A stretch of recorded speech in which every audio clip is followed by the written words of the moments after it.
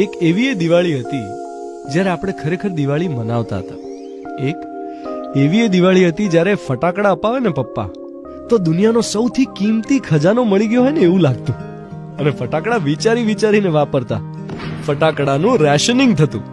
એક બોક્સમાં 10 કોઠી હોય તો 2 કોઠી ધનતેરસ પર, એક કાળી ચૌદસ પર, 5 દિવાળીએ, 2 બેસતા વર્ષની સવારે અને 1 ભાઈ બીજે, એમ કરકસરથી ફટાકડા ફોડતા. અને લૂમમાંથી એક ટેટો છૂટો પાડી પાડીને ફોડતા. એક ટીકડીની ડબ્બી આખો દિવસ ચાલતી. ટીકડીને રોલ ને પિસ્તોલ મળે એટલે તમે પોતાની જાતે બચ્ચન સમજવા લાગતા. ટીકડી સાણસીથી ફોડતા, ઈંટના ટુકડાથી ફોડતા અને ચપ્પલ નીચે ઘસી નાખતા. એક એવી દિવાળી હતી જ્યારે ચોપડા પૂજનમાં તમારી ભણવાની બુક્સ મુકાય તો મજા પડી જતી. એવી દિવાળી હતી જ્યારે કાળી ચૌદસના વડા 4 રસ્તે મૂકવા જવાનું ને પછી પાછું વળીને નહીં જોવાનું. જોઈએ તો એવી બીક લાગતી. એવી દિવાળી હતી જેમાં બધાને ઘરે પગે લાગવા જવાનું ને નવી કડકડતી 5-10 રૂપિયાની નોટો મળે અને પર્સમાં સાચવવાની, ગણ કરવાની, કયા કઝિનને કેટલા મળ્યા એમાં કોમ્પિટિશન કરવાની.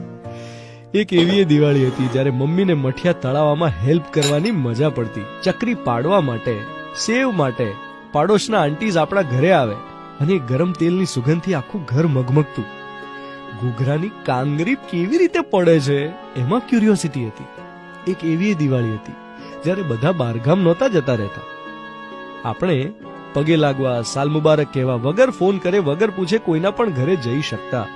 દરેક ઘરનો યુનિક નાસ્તો હોય. કોઈના હાથના જાડા મઠિયા ભાવે તો કોઈ માસીના હાથનો મગસ, કોઈ કાકીના હાથની ચોળાફળી. આ બધું ચાખવાથી જ પેટ ભરાઈ જતું. એક એવી દિવાળી હતી જ્યારે ગિફ્ટિંગનું મહત્વ નહોતું, ચોકલેટો નહોતી, સાદા આસોપાલવના તોરણ હતા, સાદી રંગોની રંગોળી હતી, બહુ તો શુભ લાભના સ્ટીકર્સ હતા. એક એવી દિવાળી હતી જ્યારે ભાઈ બીજ પર ભાઈ બહેનના દિલો મળતા અને આજે ખાલી રેસ્ટોરન્ટના બિલો મળે છે. એક એવી દિવાળી હતી જ્યારે આપણે ખરેખર દિવાળી મનાવતા હતા. મિર્ચી પર હું છું ધ્વનિત, તમારી સાથે. જેટલો વોટ્સએપમાં ફોરવર્ડ કરો છો ને એટલો હરખ તમને હકીકતમાં જડે એવી શુભકામનાઓ.